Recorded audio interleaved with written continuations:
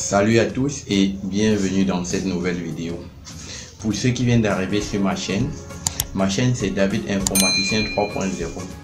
En fait, ma chaîne présente tout contenu éducatif. C'est pour cela que la semaine prochaine, vous verrez des vidéos, par exemple de sciences, de physique, parce que je travaille en collaboration avec certains enseignants avec qui je vais produire des vidéos.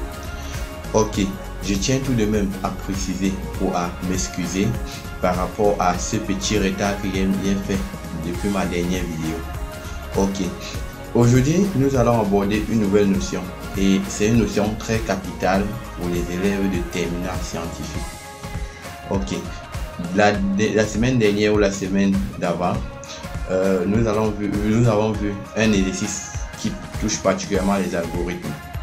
Aujourd'hui, nous allons faire des algorithmes plus avancés. Nous allons voir les algorithmes de tri et de recherche. Ok, donc sans toutefois tarder, directement après la transition, nous allons nous retrouver pour le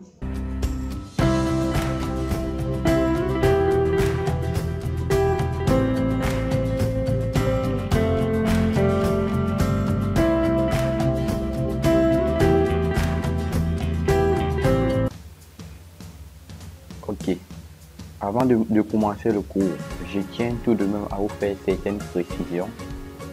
Ok, la première précision c'est quoi? C'est que nous nous trouvons dans la chaîne David Informaticien 3.0 et ce concept dont je présente les vidéos aujourd'hui, c'est un concept appelé école virtuelle africaine.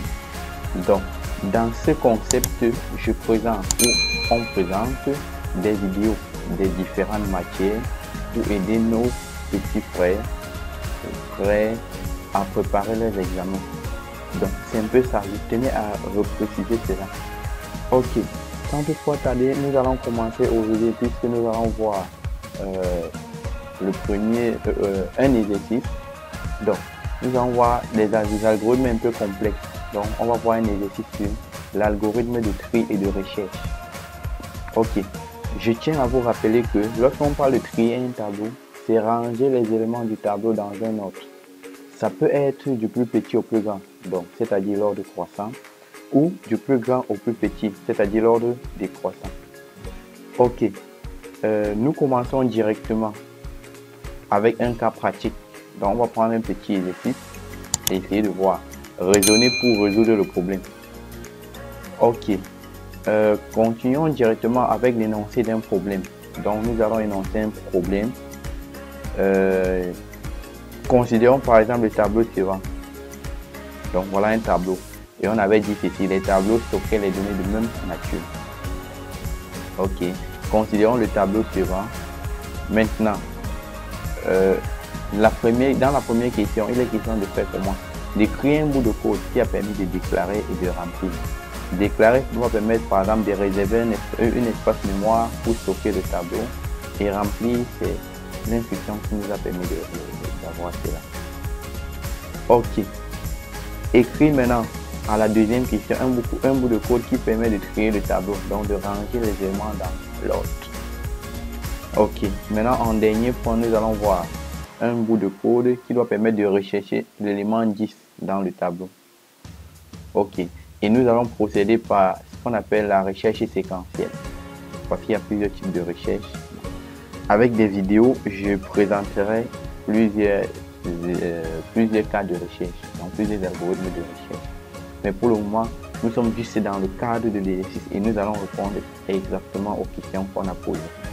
Ok, continuons directement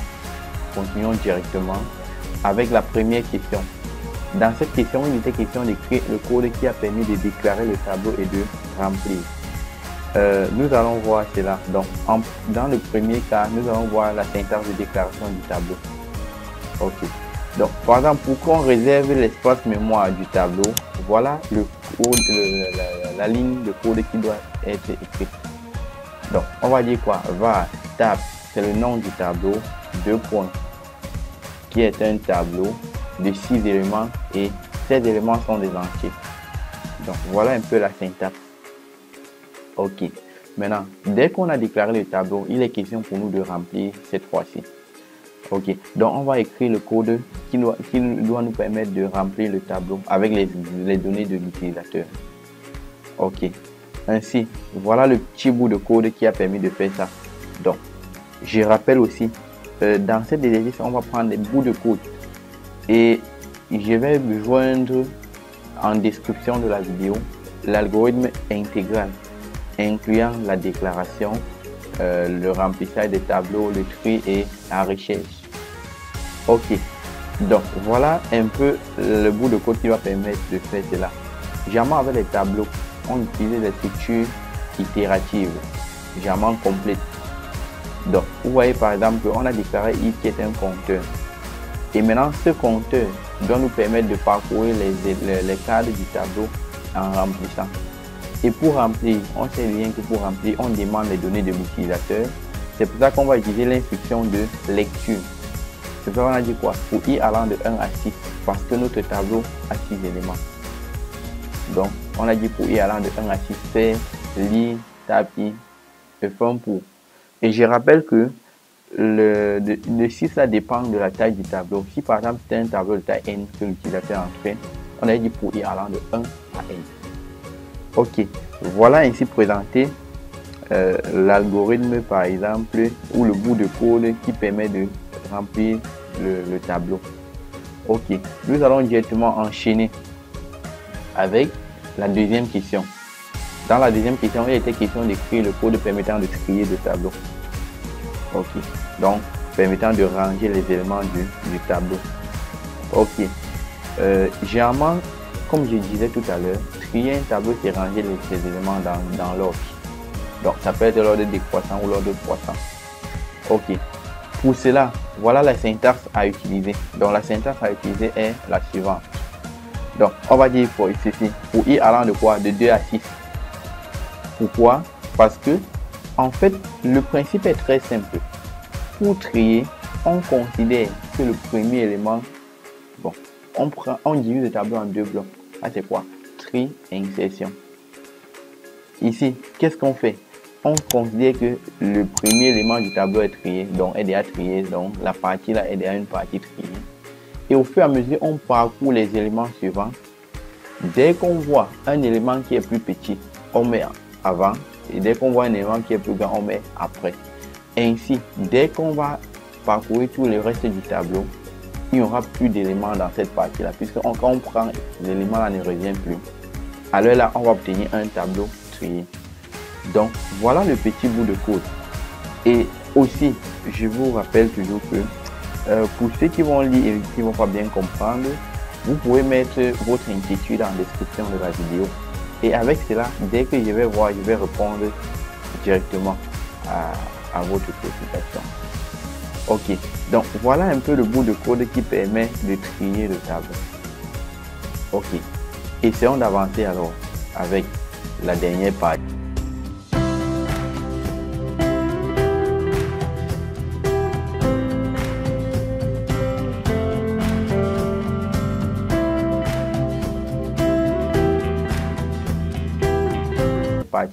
Nous avons utilisé l'algorithme de recherche séquentielle. Ok, et généralement cet algorithme est efficace, mais il prend plus de temps d'exécution, car ici il est question de parcourir tout le tableau. Si on retrouve l'élément, on dit qu'on a retrouvé, sinon on dit qu'on n'a pas retrouvé. Ok, il y a d'autres algorithmes de recherche, autant pour moi. Par exemple, il y a la recherche dichotomie qui consiste à diviser le tableau, au fur et à mesure diviser et appliquer. Bon, tout au long de cette année, je pourrais encore faire des vidéos pour d'autres recherches. Bon, et je rappelle que je me suis basé plus sur le cours de terminale. Et aussi pour ceux qui sont à l'université, ce cours est très important parce que au niveau 3, ils auront encore un cours sur l'algorithme de tri, donc les algorithmes avancés. Ok, maintenant avançons alors avec par exemple ici il est question de faire quoi? De prendre le tableau précédent et de rechercher l'élément A égale à 10 dans ce tableau. Ok, Le petit code qui doit nous permettre de faire ce travail est le suivant. Ok, voilà le petit code. Donc, ce qu'on doit faire, c'est quoi? On va initialiser i.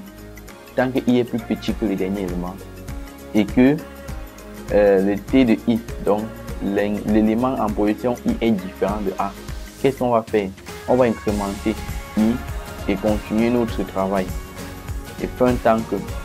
Maintenant, dans le cas où i est inférieur ou égal à 6 et qu'on a trouvé par exemple un i, donc que la condition de temps n'est pas vérifiée par exemple, qu'est-ce qu'on doit faire? On doit dire élément retrouvé, donc on va écrire élément retrouvé en position i. Donc la position de i sera la position de l'élément. Dans le cas contraire, on va dire quoi? L'élément n'est pas retrouvé. Donc voilà le bout de code qui nous permet de rechercher séquentiellement l'élément 10 dans le tableau. Ok.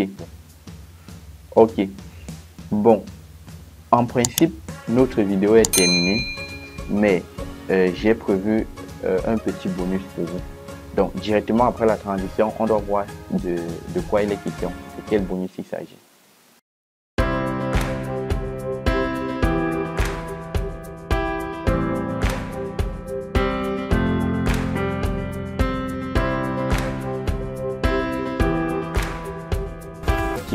Bon, nous revoilà après la transition. Nous allons voir le bonus. Bon, le bonus d'aujourd'hui, c'est quoi? C'est par exemple, c'est qu'on voudrait établir la différence entre un tableau et une liste. Bon, et je vous rappelle aussi que à chaque vidéo, il y aura toujours un petit bonus qui doit être un complément du cours qu'on vient de voir. Ok. Essayons d'établir la différence entre les tableaux et les listes. Bon, notre différence doit s'établir à deux niveaux. Dans le premier niveau, on va voir la différence du point de vue du stockage. Ici, par exemple, les tableaux ont des tailles, par exemple, fixes. Donc, un tableau a une taille fixe. Alors que la taille de la liste est variable. Donc, ça veut dire quoi? Une liste n'a pas une taille fixe.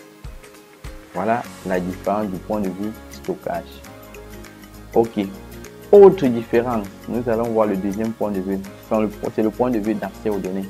Donc, comment est-ce qu'on fait par exemple pour accéder aux données du tableau? Comment est-ce qu'on fait pour accéder aux données de la liste? Ok. De ce point de vue, nous avons deux modes d'accès différents. Par exemple, pour les tableaux, l'accès se fait par quoi? Se fait par index. Donc, chaque élément du tableau a un index. Généralement, dès que tu utilises index pour accéder à l'élément. Ok. Et du point de vue des listes, l'accès à un élément de la liste se fait par pointeur. Donc l'accès à un élément de la liste se fait par pointeur. Ok, voilà, c'est terminé pour cette différence. Donc nous sommes décidément arrivés au terme de notre vidéo. Donc j'espère qu'elle vous a plu. Et si c'est le cas, n'hésitez pas de partager, de liker, de commenter, de vous abonner. Et cela permettrait à tout le monde de bénéficier de ces vidéos et de préparer efficacement nos examens de fin d'année. Okay. Merci pour tout.